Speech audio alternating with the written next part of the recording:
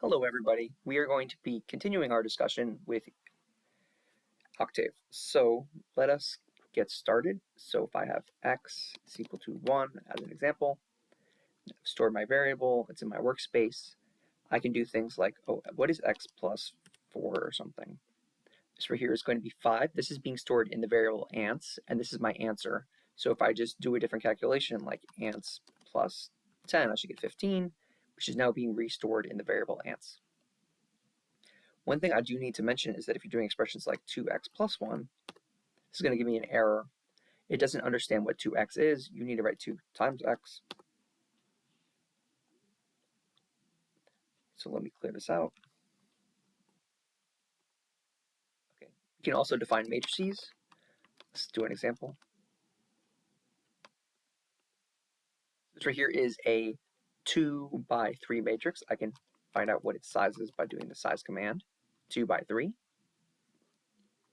For the matrix A specifically, if I want to do certain things to it, I need to be aware of some of the formatting with it and some of the functions. So there are a lot of functions, and sometimes you can format things in different ways. In particular, I could also go back to my original matrix and put commas in between everything. That will give me the same matrix. It is easier usually just to write spaces. If I write like a negative sign on here, if I put a negative sign in here, this is going to be completely different.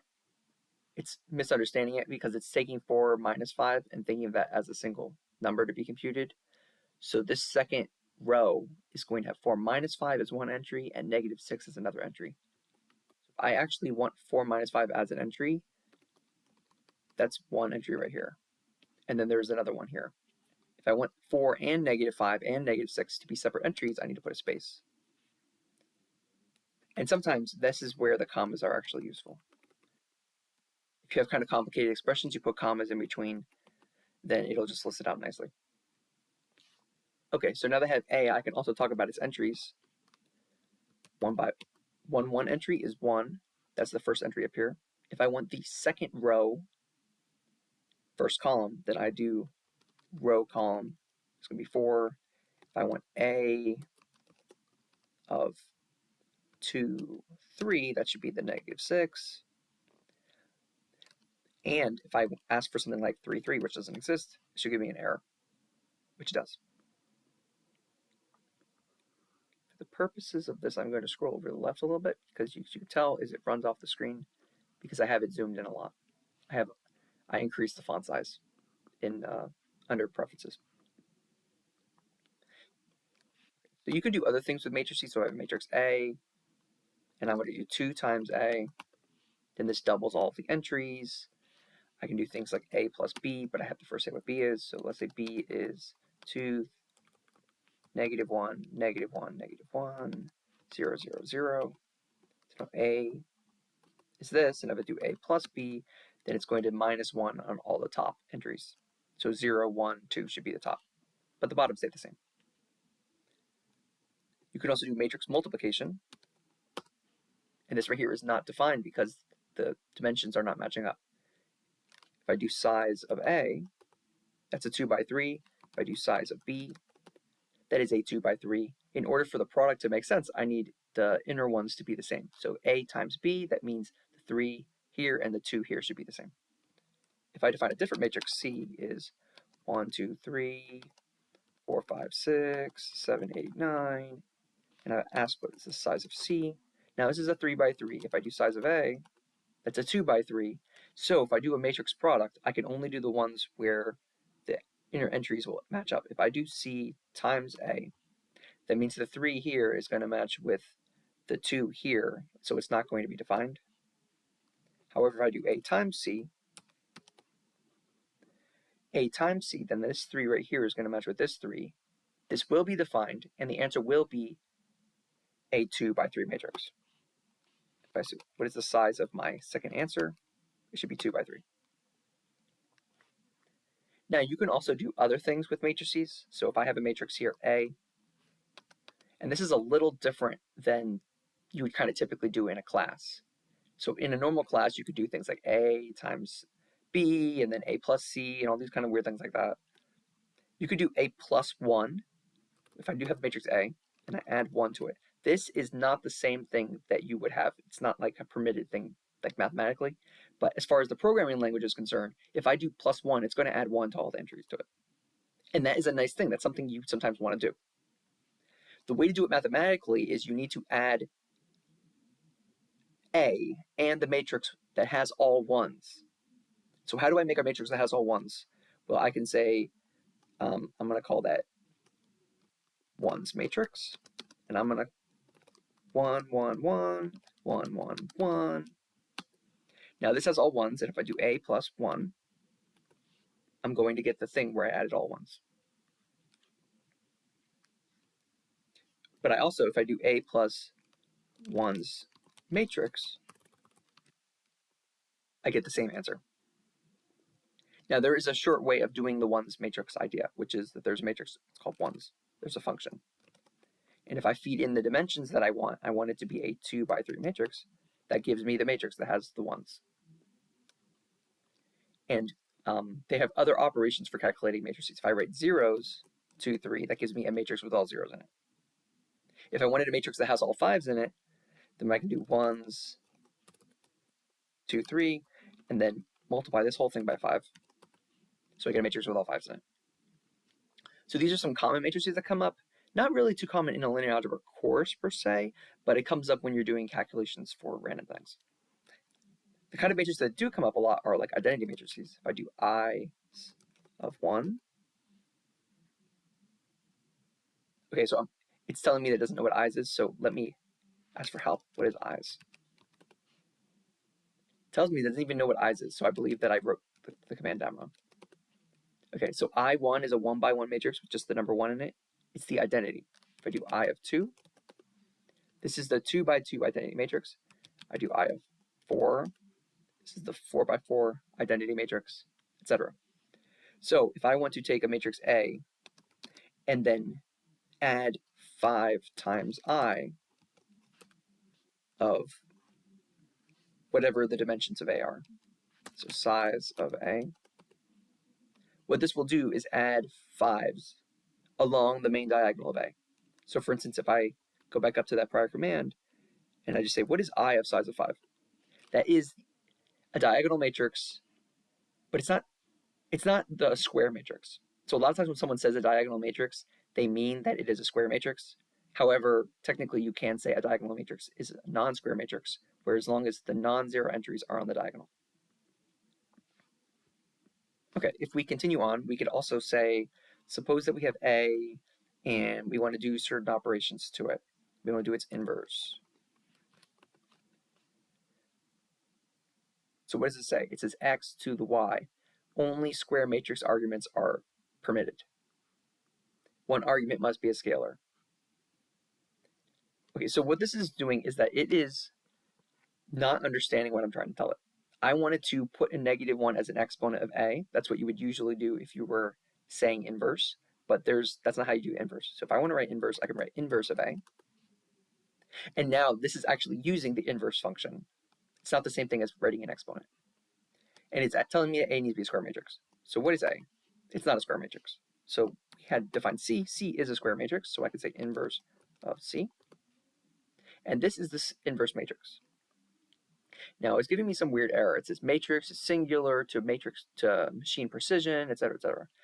And then all these numbers are really weird. So if this number is a huge number, -4 times 10 to the 15, basically what's happening is that this matrix isn't invertible, but it is trying to calculate the inverse. And because there are numerical errors along the way, it is basically calculating the inverse. And one of the things you have to do is you're essentially dividing by the determinant. So let's say the determinant of C is a really, really small number. It actually should be 0 exactly. But the thing is, when it's doing the calculations of the determinant, it's not actually using multiplication in terms of like the abstract way of saying, oh, 1 times 1 is 1 and 1 times 2 is 2. That's like how math works. But in a computer, the number 1 is stored as a certain thing in your numerically, and the number 2 is stored as something. So for instance, even if I do 1 minus 1, telling me the answer is 0. But what is 5 minus 5? That's also 0. But the thing is, if I have a number that is basically 0, like this calculation up here, how do I do this determinant if I wanted to calculate it? Well, I could say it would be 1 times 5 times 9 minus 6 times 8, 5 times 9 minus 6 times 8. And now I'm going to do the cofactor expansion along this first column. And then I have 4 times this, so it's minus 4. 2, 3, 8, 9. So it's 2, 9, 3, 8. 2 times 9 minus 3 times 8. And then I'm going to have 7. 2, 3, 5, 6. Plus 7 times the determinant of that 2, 3, 5, 6. So it's 2, 6, 3, 5. 2 times 6 minus 3 times 5. So this is the determinant. And the answer is actually 0. But you see here, this whatever process that Octave is using to calculate a determinant, it is not exactly just doing this computation we just did. This right here, it knows how to do arithmetic. And it turns out that some of these numbers are not going to cause problems. However, whatever process it's using to do determinant, it might be a more efficient way of doing it in general, but it's not going to give you the exact numbers if there are decimal errors. So let's continue on. We can talk more about that later. We're going to get to it when we talk about symbolic variables. These are being stored as doubles. You see here, it says that these A, matrix B, matrix C, all these things are doubles. And what that means is that they're basically just decimals being stored in the computer in a particular way. If you take a computer science class, you'll learn more about particular types of formatting and stuff. Data types. But for our purposes, you just think of it as numerical errors. If I wanted to go back here and I want to calculate the inverse of a matrix, I go C. It's important that I not just do something like this. It turns out it did give me the same thing, which is nice.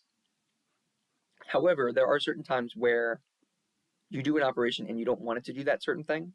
This is a certain matrix operation. If you want to do an entry-wise operation, I want to do C, and I want to multiply all the entries of C by 2. Well, I could do 2 times C. And what you see here is that all the entries have been doubled. If I instead want to square all of the entries of the matrix, you do not do C squared, because this right here is the same as C times C, and matrix operation multiplication is different than just multiplying the numbers. The way to multiply individual entries, you put a dot here and you put square. So this right here is going to square each of the individual numbers of the matrix C. So the matrix C here, 1, 2, 3, 4, 5, 6, 7, 8, 9. If I want to square the individual numbers, it'd be 1 squared, which is 1, 2 squared, which is 4, 3 squared is 9. So it'd be 1, 4, 9, 16, 25, 36, etc. That's not what these numbers are. This is squaring the matrix. That is a certain matrix operation. This first entry 30 is gotten by doing the dot product of this thing with this. So it's 1 times 1 and 8 and 21. So it's 1 plus 8 plus 21, which is 30. However, if I want to square the individual numbers in the matrix, I do 1, 4, 9, 16, 25, 36. That is using the dot right here, and that will give me entry-wise matrix operations, which again is different than the actual matrix operations we're concerned about. Okay, so what we did is we talked about some of the basic ideas. You can also do things that are more computational that involve matrix operations. Like I say matrix C, right? I can do like something that changes actually the entries. If I want to replace this 8 with a, 15, I need to first locate it, which is 3, 2. That's the number 8. I can do is do C 3, 2 and replace it with 15. And this is going to make that 8 into a 15. So it completely spits out my new matrix and it replaces that entry of 8 with a 15. And now if I hit C again, it's always 15 for the rest of time, unless I go back and change it. So I go back and change it to 8 again, and now it's 8. You can also do the same thing with rows. So the rows and columns of a matrix are just unique different things which you can treat as a single object. So if I do 1, comma, colon, what this is going to do is single out all of the entries that have a 1 in their first entry. So remember, the first entry is up and down. It's on the left. I'm trying to find out what row I'm in. So this is going to give me the first row, 1, 2, 3. If I do 2, colon, it's going to give me the 4, 5, 6. Now, if I want to single out a particular column, so let me just hit C again so you can see it. If I want this 1, 4, 7, what I need to do is C, and I need to put a colon in the first spot and then the number 1. So this right here is going to go through and give me all of the ones, all of the entries of the matrix that have anything in their first thing, their first entry. That means it's going to give me all of these, but the next one, this number 1 right here, is going to single out a particular column. So it's going to be the 1, 4, 7. And I can also say 3, which is the 3, 6, 9. And what's also nice about this is just like how earlier I was able to replace entries, I can also replace whole rows or whole columns. So suppose that I have a matrix C, and I want to double the first row. What I can do is write C of 1, comma, colon. This is giving me the first row.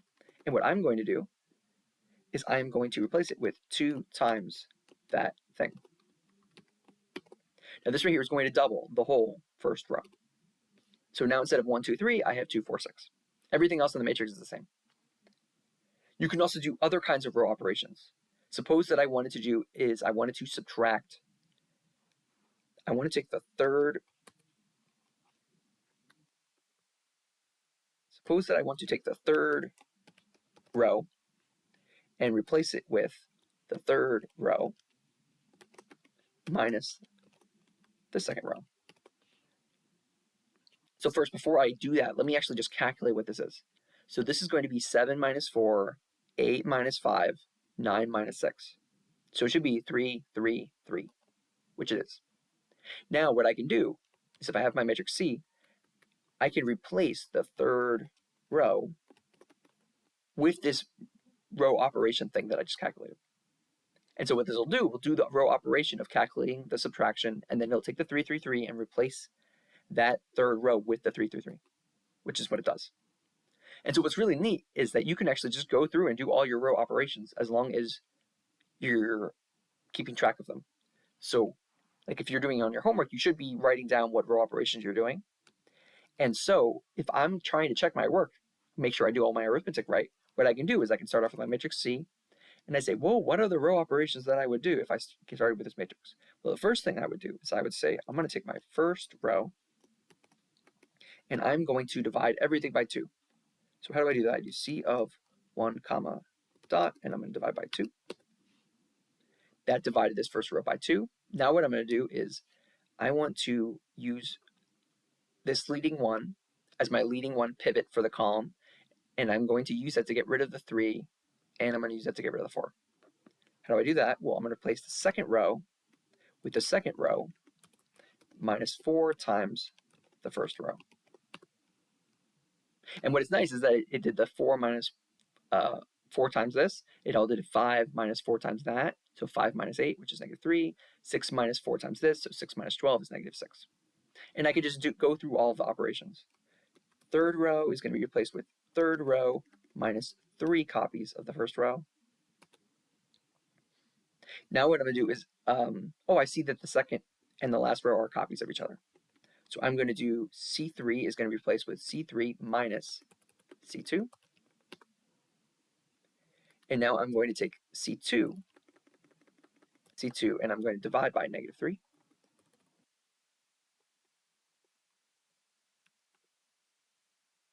And now this is row echelon form. I want it to be reduced row echelon form.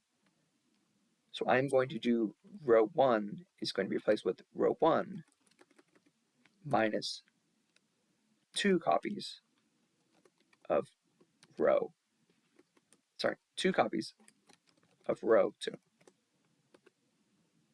Now this is in reduced row echelon form, or the row reduced echelon form.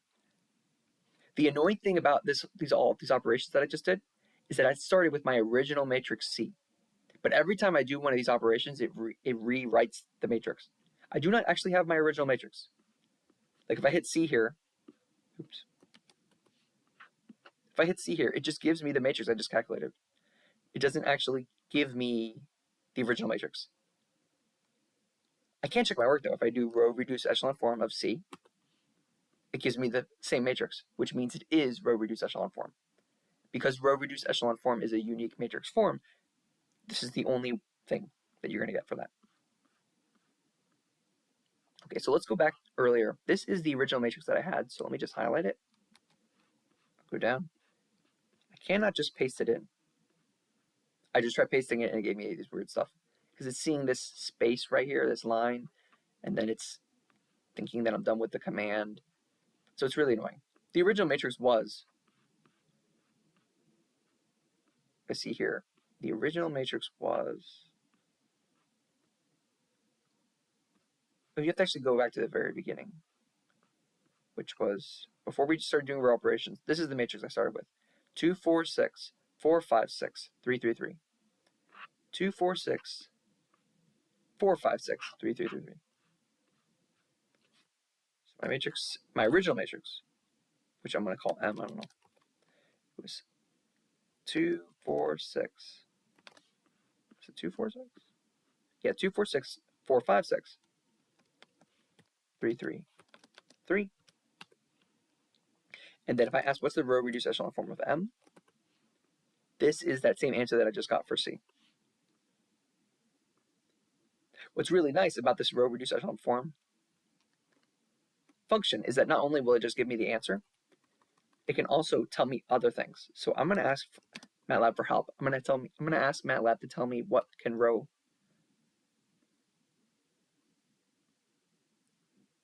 echelon form matrix, rref. What can this do? Well, this is the documentation. It says if I give it a matrix A, it'll spit out a capital matrix R. What I can do is feed in a tolerance, because remember there are numerical errors, so there's sometimes tolerance involved. There's an automatic tolerance, and I could specify that tolerance, but that's not what we're going to be doing in this class. You don't need to worry about that. The other thing you can do is, well, okay, you can do either of the other steps here with these dots, and that will produce a matrix R. But if I choose to also ask it for more information, then I can ask it to format the answer. So let's talk about this formatting the answer with a simple example we did earlier. Matrix A. We saw that the size of this was 2 by 3. However, maybe I want a way to just write down the number 3. I want to like store that automatically into something. What I could do is say, okay, I'm going to have row is going to be answer of 1. That's the first thing, the first part of the answer, which is 1. And then my column is going to be answer of 2, which is going to be 3. So now I've stored the size entries 2 and 3 in their separate variables, R and C. If I wanted to automatically do that, what I could do is just go back to when I called size. And let me ask MATLAB for help. Explain to me what size does. This is the documentation for it. Size is going to be the size of the matrix A. I can feed in a bunch of other different kinds of things. However, what it's saying right here is that if I start feeding in extra things on the left-hand side, then when I call the thing on the right-hand side, it is going to store its extra information in these separate entries. So let's go back down to that example we just did. So this is 2 things. So what I'm going to do is store it in R and C, row by column. So now it is going to take R, it's going to make a new variable R, and it's going to make it 2, and it's going to make a new variable C, and it's going to make it 3. And if I have R and C already somewhere, it's going to overwrite them. So if I go back to rref of, let's say, A, so what is A? This matrix was row reduced echelon form. It's this ugly thing. Now there's decimals involved because it's just doing division, and you get decimals involved. This is the row reduced echelon form.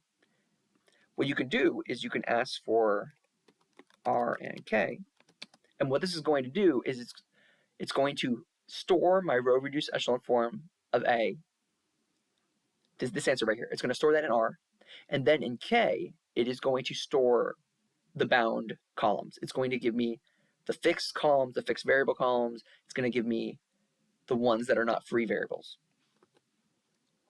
So it's just telling me which ones there are, 1 and 2. So 1 and 2, these are the ones that have the leading ones in them. These are the columns that have the leading ones. If I threw it in a random matrix like C is equal to, maybe I'll make a new variable, D.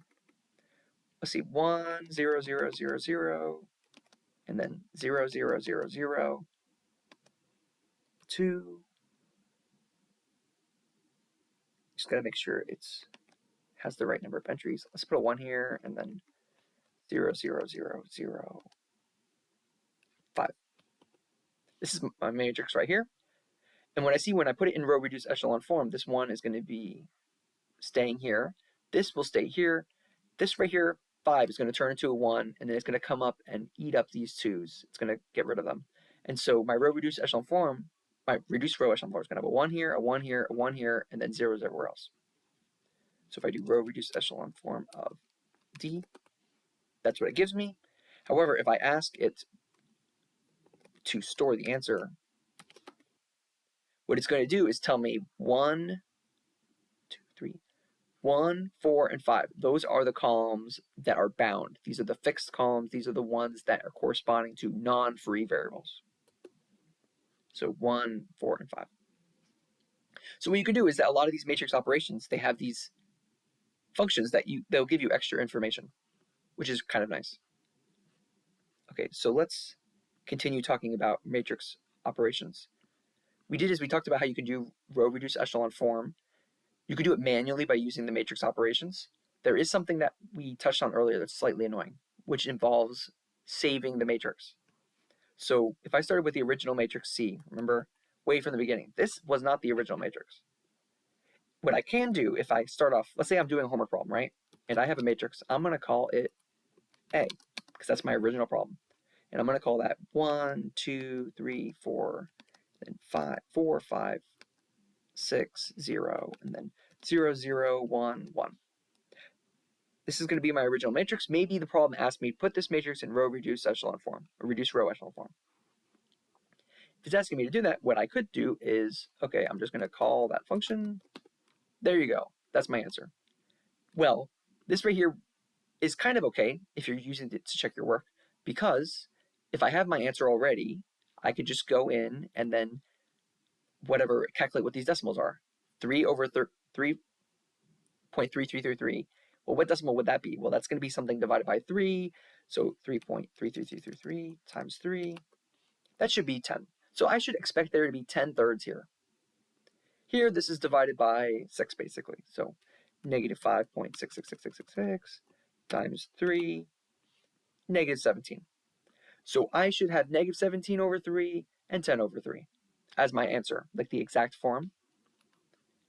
However, there are certain things that come up when you're doing these operations. Like maybe I didn't get that correct answer. So I can ask, well, where did I make the mistake? Well, I can't exactly tell me where I made the mistake because it's just giving me the answer. What you can do is just go through all the raw operations and then do them one step at a time.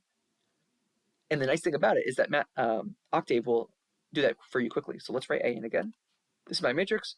If I want to get rid of the 4, well, I'm going to do A first column. The second column is going to be replaced with second column minus 4 times the first. Now, this is the thing. I do not want to do this operation, even though I could. The reason I don't want to do this is because it's going to change my original matrix A, so I'm going to then lose it. So what I'm going to do instead is to change the variable here. I'm going to call this, I don't know, B or R or something. I'm going to call it R. Let's call it B. And the problem is that B doesn't exist yet, so it doesn't have anything to store it in. So let me first copy A. So now B is being stored in this new variable. I have a new matrix B. Now when I do this operation, it's going to be great. This is the operation of doing the row reduction. And what I can do is just do all my row reductions with B. So what's the next thing I would do? Well, I have my leading 1 here. That's great. This -3, I'm going to turn that into a 1. So I'm going to take my second row and divide that by 3, -3. And this introduces the first decimal, which is kind of annoying. But I can just continue doing it. Row 1 is going to be replaced with row 1 minus 2, row 2, because I need to get rid of this 2 by subtracting 2 copies of this away. And then, of course, there are all these other things that are going to happen to the other parts of the rows. So my leading 1, leading 1. Now this right here is going to be my new pivot. I'm going to use this to get rid of these things up here. So I'm going to take my first row, replace it with my first row, plus my third row. I'm going to add the 1 up to here. And then I'm going to subtract 2 copies of my third row away from the second row.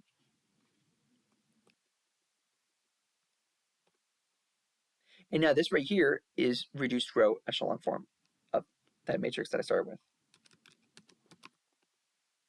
And you see here, that's exactly what I would have if I just calculated the thing.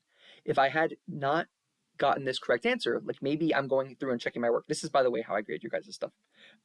If I have a matrix A, and my first idea is to do the first row operation, which was the one we started way in the beginning. First one I did was this one, or I changed 2 and I subtracted 4 away. Yeah, this is the first one that I did. So I'm going to replace this with B's. This is the first operation I did. Now, suppose that I didn't actually do the subtraction right. I subtracted wrong, and instead of getting -6 here, I got a +6. That's what I have in my notebook. I have +6. The correct thing is -6. But what I could do is just go in here and then change that -6 to a +6. This -6 is the 2, 3 entry. And I'm going to put a +6 in here. And the reason I'm doing that is because I want to follow through my homework and see, well, where else did I make any other mistakes, or what? When I grade your guys' work, this is where I actually do that, because I actually need to follow through every line that you guys are doing.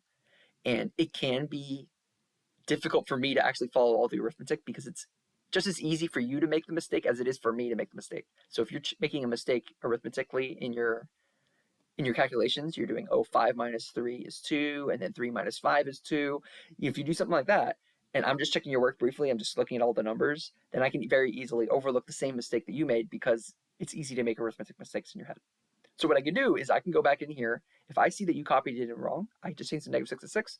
This is what you have on your paper. And then if I just say, oh, this is my new matrix B, so if I do row reduced echelon form of B, I should get the answer at the end of your calculation if you didn't make any other mistakes. So if you go and look at the rest of your work that you have, and you have this answer right here, which is 7.33. So what would that be? 7.33333 times 3. If you had 22/3 here, and then what is -13.6666 times 3?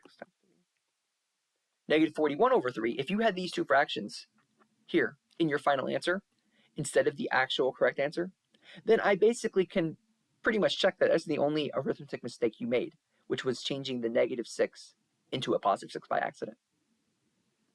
If you're actually just following through and checking your own work, it isn't necessarily that important to find a small mistake and then continue as if everything else was correct. What you should do is go back and correct that first mistake and then go on again. But this is just what I would do if I'm grading your guys' work. So we talked about all these matrix operations, we talked inverse, we talked about row reduced echelon form, reduced row echelon form. One thing we didn't talk about at all were solving equations. So there are different ways you can solve equations in this programming language. Suppose I wanted to solve A times X is equal to B. I'm going to hit enter. It doesn't make any sense, but I'm just doing that so you can see it. So what is A? So maybe A is going to be a matrix 1, 2, 3, 4. And I want my columns. I want AX is equal to B. And I'm going to say B is going to be the column matrix 3, let's say not 3, 9, 10. So I want to find the matrix A, the vector sorry, I want to find the vector x so that ax is equal to b. So I'm going to say x is equal to, I don't know, I'm going to give it some letters, a and b. Okay, the problem is it doesn't know what a is. So at this point, I can't just plug in variables and then ask it to solve something if it doesn't know what the variables are. So how do I even define a variable? I have to actually say what it is. That's how the computer programming language works. So what I'm going to do is not do that. There is actually a method that is going to help me solve. So let's go over to the documentation. So this is one way you can get help if you don't know what the function is you're looking for. Is I'm going to go over and look at my different things that I have. Under window, I have my workspace and my editor. Well, I'm not opening editor. I'm doing command window. But these are certain things like command history. That's the thing over here. If I want to open documentation, this right here has a list of all the different stuff you have in Octave. So this is a long, I was just looking through some stuff. So let's go to the very beginning. I double click to actually get there. And then I can open up these different folders. And I say, oh, what am I looking for? I'm looking for something that helps me solve matrix equations. So let's look around. Statements, functions, maybe I skipped something. Matrix manipulation. Famous matrices, what is that?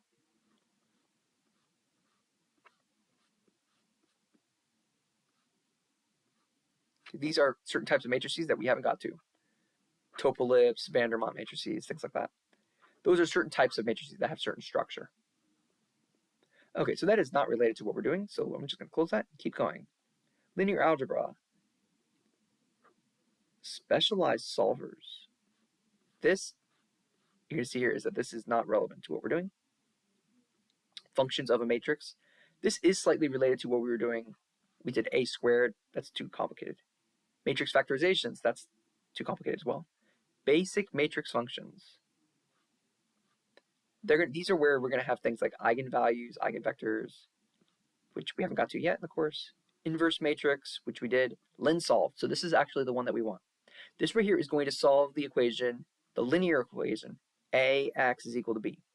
So what I do is I feed in a, I feed in b, and it will give me x. So let's go back. Before we go back, let's at least see if there's anything else that I can give you. So one thing that's really neat is that it says options here, and it'll actually, you're allowed to enter in certain things about the matrix. This is not really relevant for what we're doing, but if you are thinking about it in terms of trying to solve matrix equations and you are somebody who's dealing with huge matrices, then maybe it matters that the matrix is lower triangular, or maybe it matters if it's symmetric or positive definite or whatever. There are certain different types of matrices. And these special matrices, when you try solving them, there are better ways of solving them than just doing whatever the operation is. Like, you don't have to put the matrix in row reduced echelon form if it's already a diagonal matrix. Lower triangular, there are certain operations you want to do that are easier. Upper triangular, like if it's lower triangular, you don't want to have to put it in row reduced echelon form because there's a diagonal that's already kind of in row reduced echelon form, but backwards. Upper triangular, that's row reduced. But anyway, all I'm trying to say is that there are certain things that it works as a function, as a programming language, there are certain things you can tell it. And if you tell it extra information about the matrix A, it can then use that extra information to make a better way of solving your equation. So let's just use this, linsolve. Do I want to put this away? Norm, null. Oh yeah, there are other operations like null space and range. We'll get to all these. Rank, that's one of the operations that you can do. Trace, we already went over rref. Okay, so let's close this. And we remember, what was the thing? We want to do linsolve. Or was it linsolve? I don't actually remember, so let me ask. Is it linsolve or linsolve? It doesn't know what linsolve is, so it's probably linsolve. Still doesn't know what that is. Okay, that means I just need it. This is where you rewind the video, but I'm recording, so I need to go to my documentation. And then where is it? It was lin something.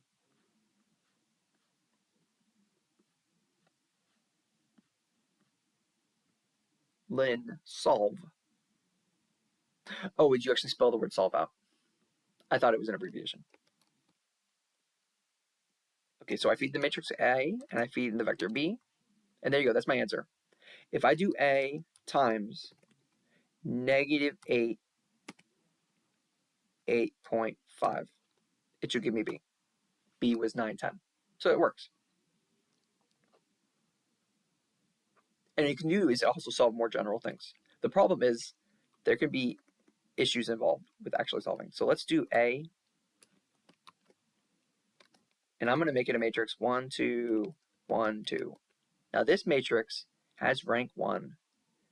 Suppose that I try to solve linsolve A, and I'm going to want the answer to be 1, 1. It says warning, singular matrix to matrix precision. And it did give me an answer. But if I do A times 0.2, 0.4, that gives me the answer, 1, 1. But the problem is there are other solutions. I could also do 0, 1. Because if I do 0, 1, that's going to give me this first column here.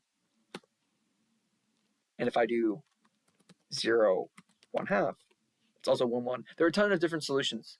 And whatever matrix operation it's doing to solve it, it is recognizing that the matrix solution is not, it's not going to be unique. And there's some issue here with actually trying to solve it. Now, because the matrix also does not have full rank, you can't always solve every equation. So let me give you an example where you can't solve it. Well, if you see here that the columns here are every entries are multiples of each other, 1, 1, 2, 2. So if I try to solve the equation with something where there's not a multiple, like I'll say 1, 0, I have this answer right here. Let's do A times 0.1, 0.2. What's interesting about this is that it said A, 1, 0. It gave me this answer. Then when I check it, I don't get the original answer. So this actually did not solve the equation. This thing is solving A times X is equal to B. If I do A times X, I'm not getting B, I'm getting half, half. So the funny thing about it is that it's actually just trying to compute the inverse. It's actually trying to solve, not trying to compute the inverse. It's trying to solve AX is equal to B. And because you can't actually solve this equation, it's giving me an answer which isn't a legitimate answer. And it did recognize earlier that there was an issue with trying to solve some equations because it's singular. So if I do determinant of A, I get 0. It just recognized the matrix isn't invertible. So if I do A to the negative 1, it recognized that it's just not invertible at all. You just can't do that inverse. Remember the matrix C from earlier? The original version of it was 1, 2, 3, 4, 5, 6, 7, 8, 9, something like this. Was this the matrix? Yeah, I think this was the matrix. So this matrix is almost not invertible. I mean, if you look here, the determinant is almost 0. The determinant actually is 0. We actually went through and calculated it by hand. But whatever operation Octave is using, it's not actually calculating the determinant correctly. It's just estimating it, and it's not an exact estimate. So whenever I solve an equation involving C, there may or may not be solutions. So if I have 147, and do C times, let's say 1, 0, 0. Now remember when you do matrix multiplication, if you do C times a column vector 1, 0, 0, it's going to take 1 copy of the first column, 0 copies of the second, 0 copies of the third. So the answer should be 147, which is 147 here. So what it means is that if I try to solve C times X is equal to 1, 4, 7, then an answer is the thing that I plugged in, 1, 0, 0. So let's actually do that. Let's do linsolve.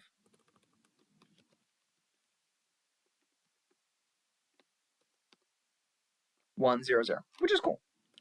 However, it's giving me a warning that there's some kind of issue going on with the matrix being singular. Singular just means not invertible. Well, for square matrix, it means not invertible. So it is connected to there not being unique solutions. So what if I wanted to find all of the solutions? Well, what I could do is I could make an augmented matrix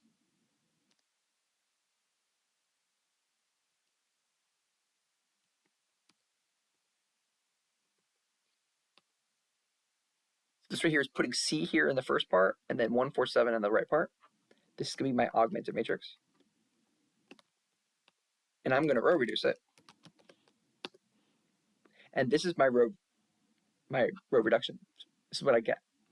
Now, then when I say use all my linear algebra stuff, how do I solve this equation? What are all the solutions? Well, if there's a first variable here was x, then it would be x minus z is equal to 1. That would be my first row. And the second row would be y plus 2z is equal to 0. So if I try solving for x,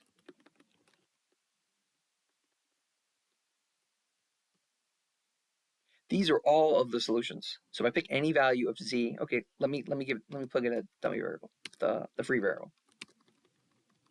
Okay, these are all of the solutions right here. So if I plug in any value of t right here, this right here is going to give me the solution to the original matrix the equation that I wanted to solve. This 1, 0, 0 is what happens when I pick t equals 0. I get 1, 0, and 0. But I could pick t equals anything. So let's pick t equals, I don't know, 5 or something.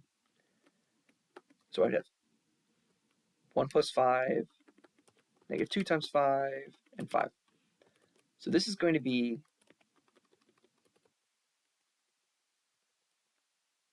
a vector. I'm going to call that x. And if I do a times x, it was a? No, I think the original matrix was c. C times x, I get that 147. Because this is a solution. Remember, we said any value of t will give me a solution. So if I just plug it in, it works. Now, what about if I'm trying to find something that doesn't have a solution? Now, you remember, guys, what we did is that if we were trying to find a solution, if I want to try to solve c x is equal to b, and I'm trying to find a vector b where there's no solution, what I do is I take my augmented matrix, and then I row reduce it, and then b is going to have a bunch of variables in it. And what I do is I go over I do b, which I call it x, y, z, and then I row reduce this, or I can call it ABC. ABC. I row reduce this little thing, and then there's going to be some equation involving A, B, and C so that I can actually solve it. We went through all this. However, what you can then say, well, is I can't do any of this for the same reason that way in the beginning when I tried to solve equations, I couldn't solve any of the equations. If I had to introduce variables that came out of nowhere, that weren't actually numbers, like here, when I said x, I'm going to call that a, b, I can't do that if a and b aren't defined. So what I'm going to have to do is use symbolic variables. So symbolic variables have two benefits. One, I can just define variables and they make sense, and it can do algebra for me. That's great. The other thing that's nice about symbolic variables is it can deal with all this decimal stuff. So this stuff that we have with the decimals, sometimes it doesn't really matter, but sometimes it really does matter. So in some of the cases where it doesn't matter are like this, where this right here is basically 22, yeah, this one is 22 over 3, and this is negative 41 over 3. That's not a big deal. But what it does matter is when you have something where it's actually equal to 0, or you have variables in your matrix and you need to solve. So what we're going to do is use symbolic variables. So I'm going to use, what you have to do in Octave is you have to load a package. So there are extra packages that have extra functions. So I can just say load package symbolic. So I don't actually remember if it's the exact formatting. So what I'm going to do is this. I'm going to try writing sim of a. I'm going to try to make a variable a, and I'm going to call it symbolic. It's going to complain. It's saying this sims is not defined. Why is it not defined? Sims belongs to the package symbolic. And what you should be doing is writing package load symbolic. So that's what I should write. Package load symbolic. Now it's just telling it that it should load it. It's actually not going to load it, which is annoying. What it needs me to do is to actually use one of the functions before it actually starts to load it. So now it's going to start loading it. And I'm just going to wait. It usually takes a little bit.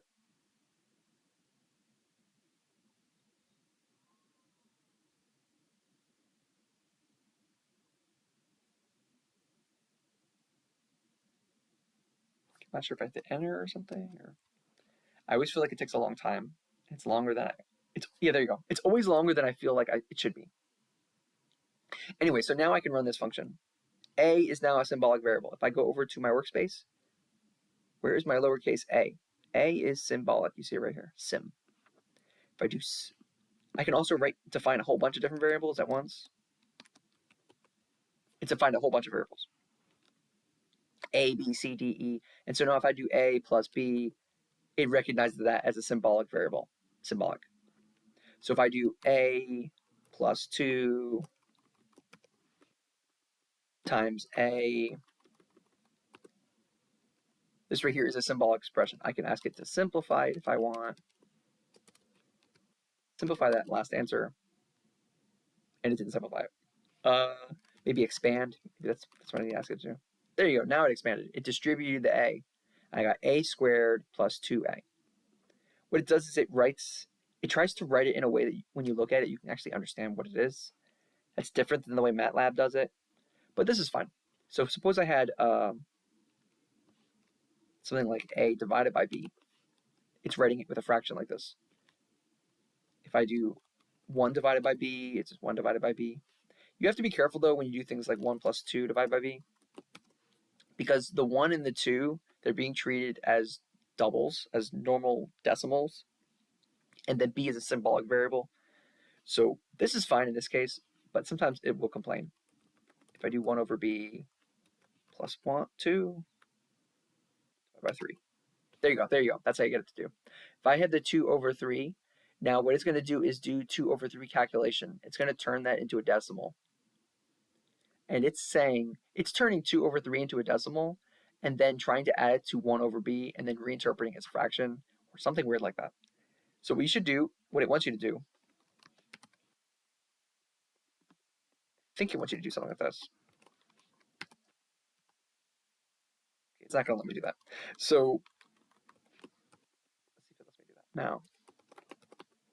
Okay, now what it's doing is it's fine. What is that?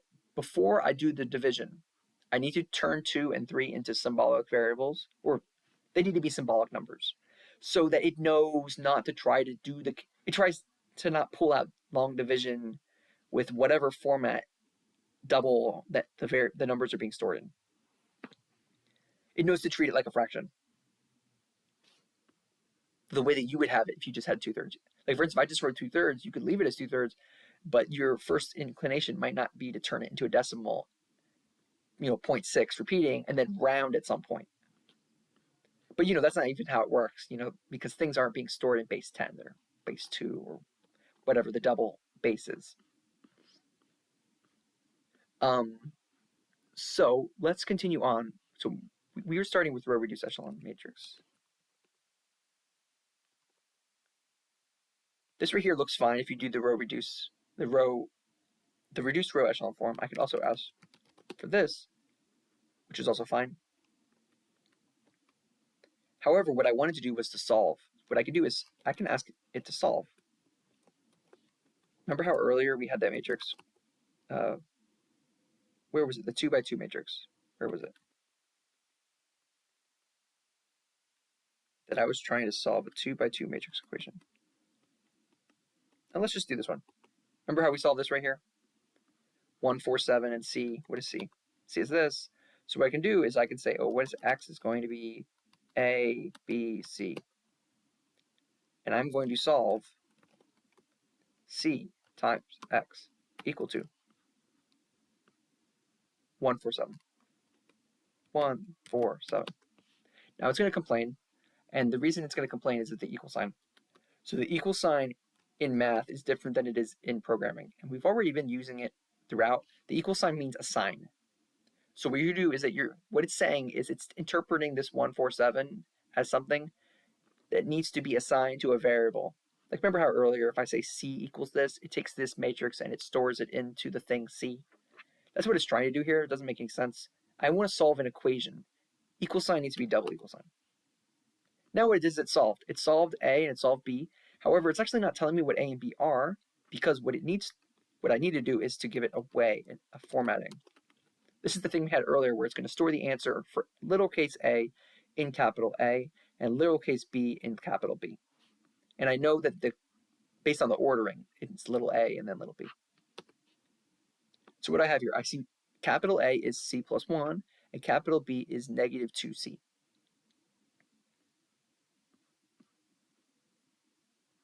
And it didn't even give me a C. It didn't give me anything with C. So C is the free variable. That's what remember how earlier we solved and we said that this was t plus 1 and negative 2t, and then we had t. Also z plus 1 and then negative 2z. That's basically what it's doing. I can also do it in terms of the row reduction form. If I asked it to row reduce C with the 147,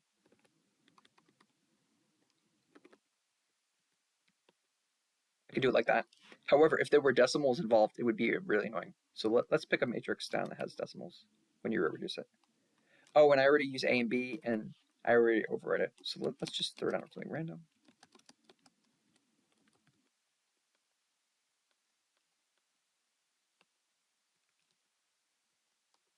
Okay, so this has decimals in it. What I can do is turn C into a symbolic matrix. Now I have a symbolic matrix, and now if I do row reduction, it's going to give me the answer in terms of fractions, which is nice. It will also do it in terms of variables. Like if I have matrix A and I call that A, B, C, D, and I ask, what is the inverse of A?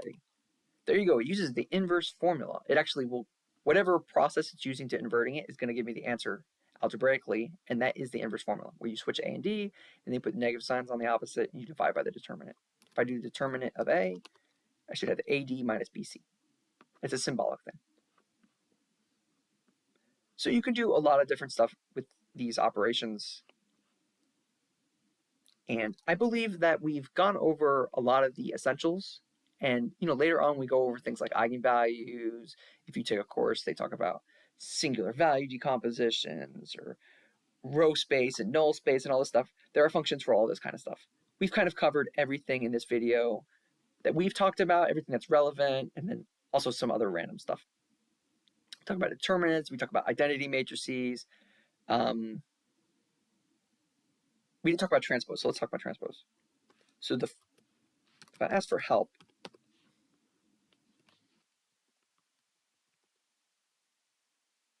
transpose, it returns the transpose of A. It says this function and A dot prime are equivalent. There is also this thing called C transpose, which is involving complex numbers, conjugate transpose, which you don't need to worry about. That's just the one if I have A prime. So if I have a matrix A, or let's say C, and if I want to transpose it, then it flips it that way. Another way to do that is I put C and I put dot prime, and I get the same thing, dot prime. I do not want to do C prime, even though that looks like the same thing, because in general, C prime involves complex numbers. Even though in our course we're not doing complex numbers, it's just technically not the same thing. So maybe it's easier just to write transpose.